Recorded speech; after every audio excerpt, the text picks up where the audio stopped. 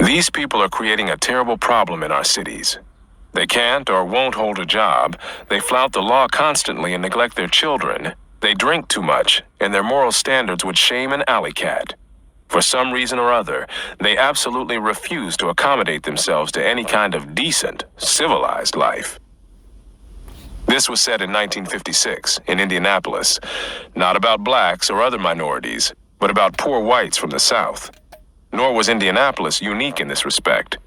A 1951 survey in Detroit found that white Southerners living there were considered undesirable by 21% of those surveyed, compared to 13% who ranked blacks the same way.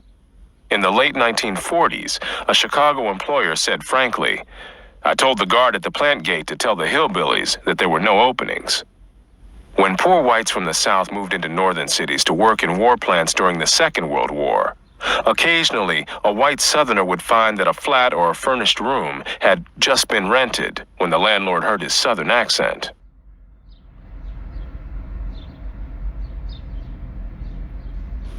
There's a 90% chance your phone is already infected with this. There's a new groundbreaking discovery that's reversing. More is involved here than a mere parallel between blacks and Southern whites. What is involved is a common subculture that goes back for centuries, which has encompassed everything from ways of talking to attitudes toward education, violence, and sex, and which originated not in the South, but in those parts of the British Isles from which white Southerners came. That culture long ago died out where it originated in Britain, while surviving in the American South. Then it largely died out among both white and black Southerners, while still surviving today in the poorest and worst of the urban black ghettos.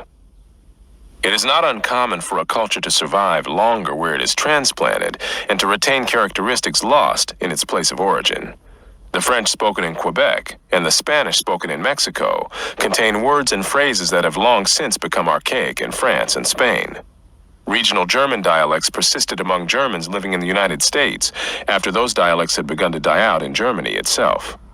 A scholar specializing in the history of the South has likewise noted among white Southerners archaic word forms, while another scholar has pointed out the continued use in that region of terms that were familiar at the time of the first Queen Elizabeth. The card game whist is today played almost exclusively by blacks, especially low-income blacks, though in the 18th century it was played by the British upper classes and has since then evolved into bridge. The history of the evolution of this game is indicative of a much broader pattern of cultural evolution in much more weighty things. Southern whites not only spoke the English language in very different ways from whites in other regions. Their churches, their roads, their homes, their music, their education, their food, and their sex lives were all sharply different from those of other whites. The history of this redneck or cracker culture is more than a curiosity. It has contemporary significance because of its influence on the economic and social evolution of vast numbers of people, millions of blacks and whites, and its continuing influence on the lives and deaths of a residual population in America's black ghettos, which has still not completely escaped from that culture. From early in American history, foreign visitors and domestic travelers alike were struck by cultural contrasts between the white population of the South and that of the rest of the country in general, and of New England in particular. In the early 19th century, Alexis de Tocqueville contrasted white Southerners with white Northerners in his classic Democracy in America, and Frederick Law Olmsted did the same later in his books about his travels through the antebellum South, notably Cotton Kingdom. De Tocqueville set a pattern when he concluded that almost all the differences which may be noticed between the Americans in the southern and in the northern states have originated in slavery. Olmsted likewise attributed the differences between white Southerners and white Northerners to the existence of slavery in the South. So did widely read antebellum Southern writer Hinton Helper, who declared that slavery, and nothing but slavery, has retarded the progress and prosperity of our portion of the Union. Just as they explained regional differences between whites by slavery, so many others in a later era would explain differences between blacks and whites nationwide by slavery.